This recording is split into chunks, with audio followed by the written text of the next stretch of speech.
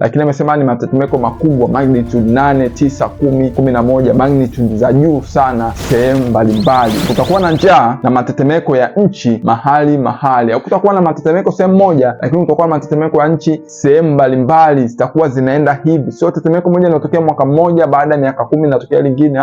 Amesema sehemu mbalimbali kuta experience matetemeko. Kuna kitu kitatokea ambacho kitasababisha matetemeko kuwa ni ya sehemu mbalimbali, na hao matetemeko yatakuwa ni matetemeko makubwa yalitokea nchi fulani, baada ya siku moja labda, au masaa kadhaa unasikia tena nchi fulani, au baada ya siku 2-3 unasikia tena nchi fulani. Sehemu mbalimbali utakuwa na matetemeko makubwa. Tukianza kuona hivyo, tunajua kwamba Yesu yupo karibu. Kweli tumeona matetemeko ya ardhi, lakini hatujaona matetemeko ambayo yametokea kwa sehemu mbalimbali kwa muda mfupi. Tumeona tu matetemeko yanaweza kutokea moja kubwa kwa mwaka mmoja, au baada ya miaka 5 moja kubwa, lakini hapa anasema matetemeko makubwa sehemu mbalimbali. Naomba uzingatie hizi dalili. Hizi dalili nimekwambia zitakuwa zinaenda sambamba namna hii, ndani ya kipindi fulani kifupi cha muda, zinakuwa zinaambatana, zina converge kama mama mjamzito anapoenda kujifungua, maumivu yanavyozidi.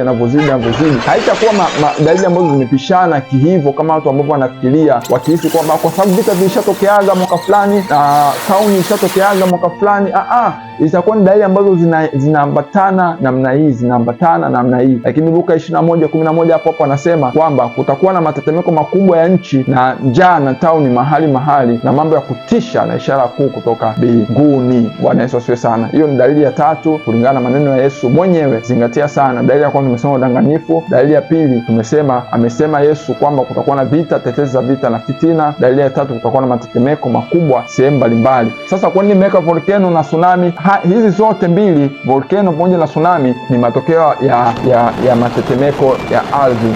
Tetemeko la ardhi inaweza kusababisha volcano, lakini pia tetemeko la ardhi likitokea baharini linasababisha kitu kinaitwa tsunami. Kwa hiyo unapoona Yesu akuzungumza kuhusu tsunami au kuhusu volcano, mtu wa Mungu lazima utumie akili kwamba haya ni matokeo ya matetemeko. Unaposema matetemeko, hapo anamaanisha volcano, sambamba utakuwa na tsunami sehemu mbalimbali pia. Utakuwa na volcano sehemu mbalimbali pia zikilipuka, kubwa sio ndogo, kwa sababu matetemeko amesema ni makubwa, lakini pia kutakuwa na tsunami kubwa sio ndogo, kwa sababu pia amesema matetemeko yatakuwa ni makubwa. Kwa hiyo tuwe macho katika hizi nyakati. Haya mambo yataanza kutokea ndani ya kipindi kifupi, na kuzungumza haya ili atakapoanza kutokea useme kwamba tulishazungumza haya mambo. Yatakapoanza kutokea, Biblia inasema usitishwe, kaa tayari, jua kwamba ukombozi wetu umekaribia na Yesu yupo mlangoni kabisa kurudi.